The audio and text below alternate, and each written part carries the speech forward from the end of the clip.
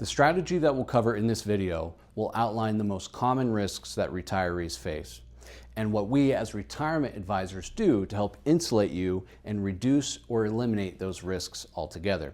Behind me on the board, I have what we call our all-weather portfolio. This is our investment strategy. This is the foundational concept that we begin to implement for people that we work with. This is the culmination of several decades, over 100 years of data, many CFPs, CPAs, and our other financial advisors that have come to build what we call our all-weather portfolio.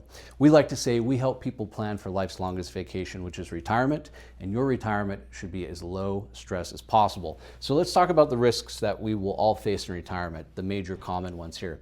The first one is market crashes, right? What is the risk of your investment portfolio dropping massively in value during years like 2008 or 2023, for example? And what about inflation? The cost of goods and services increasing over the course of time. You know, retirement is a marathon, not a sprint. So what you're paying for items now won't be what you'll pay for them in the future. What about liquidity? It's nice to have pensions and such, but if you need to pull out $50,000 for a new roof, how can you do that with a pension? So it's imperative that you have liquidity within your portfolio. And then longevity, the risk of living too long or outliving your money. I have a lot of clients that are well into their 80s, 90s, and they all say the same thing every time we have reviews. Ken, I never thought I'd live this long. Thankfully, I've planned for those later years. So these are the major risks that we'll cover today using the foundation of our all-weather portfolio. So the first thing that we like to do, and mind you, some of you might be asking, well, is this for my 401k, my IRA, my brokerage account? This isn't account specific. Consider this circle, this pie, your entire nest egg for retirement. So the balances of all of those accounts. So the first thing that we do is we separate it into two main categories. So, and the slices of the pie are just for illustrative purposes. The percentage that we put in each category is going to differ based on your situation. But we have what we call guaranteed and non-guaranteed. So let's talk about those two forms of money. Your guaranteed is going to be things like if you have a company pension, for example, which is becoming less and less common, or if you have a private pension through an A-rated insurance carrier. These are also things like CDs, high interest savings accounts, certain annuities, anything that has a guarantee against loss from the broad stock market. Now, the trade-off to guaranteed accounts is typically you have liquidity issues, right? You might not be able to get to that balance all at once if you need it, as well as if there's guarantees against loss or guaranteed that you can never outlive that income, typically they won't grow as much as, say, the stock market, right? So there's some inflation risk there. But what they do give us is protection from market crashes. And so we'll touch on more guaranteed money here in a moment.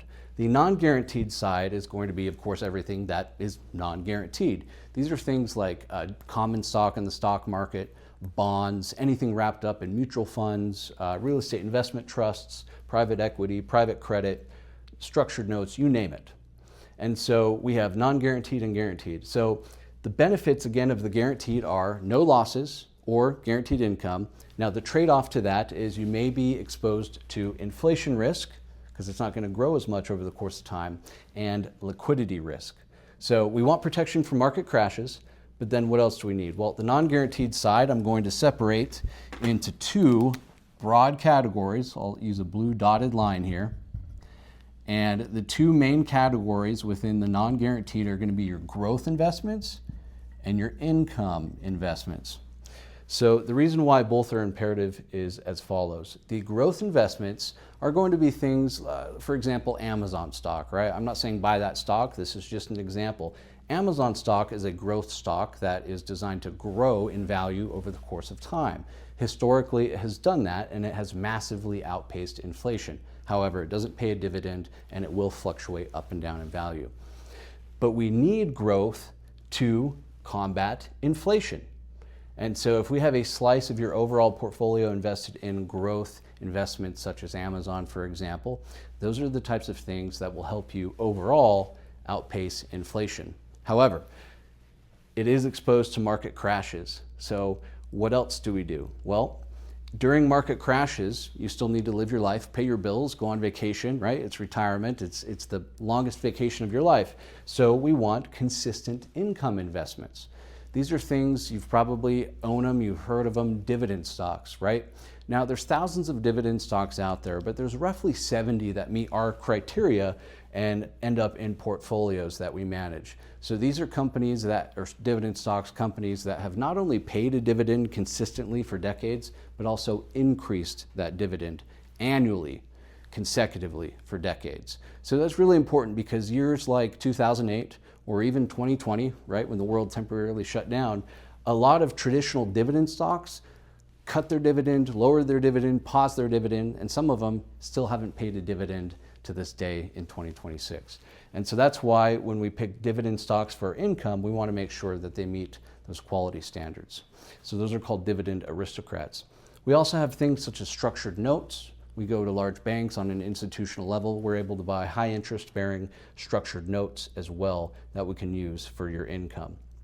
So we have market crashes. We're protected on the guaranteed side. So during a market crash, which they come every so often, we shift your income from income and growth, we shift it over to the guaranteed side of your portfolio. The last thing that we want to do is sell some of these investments at a loss. So we're going to shift your income needs over to your guaranteed bucket. Now, when times are really good, when the market is just flying high, we're going to trim from your growth and use that for your income for that year, right? And then we'll rebalance quarterly or annually or based on external economic factors. And so that's how we can beat market crashes, inflation. Liquidity is going to be in your non-guaranteed side. Part of a trade-off of having no losses or guaranteed income is you're giving up most of the liquidity, right? A pension, you can't just cash it out once you start it. And then we have longevity risk, the risk of living too long. So this is kind of a multi-pronged approach. So one, we want to make sure that your spending is realistic based on the total balance that you have.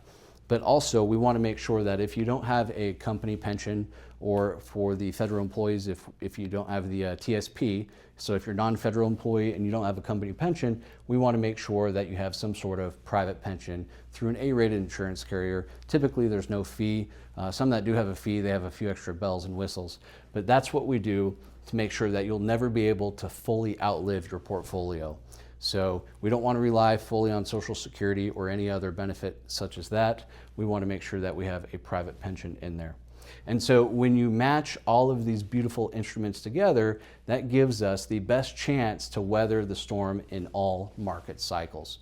And we didn't even touch on the tax strategy of this or any of the rebalancing. That will come later, and which investments go in which accounts. It's a whole different video.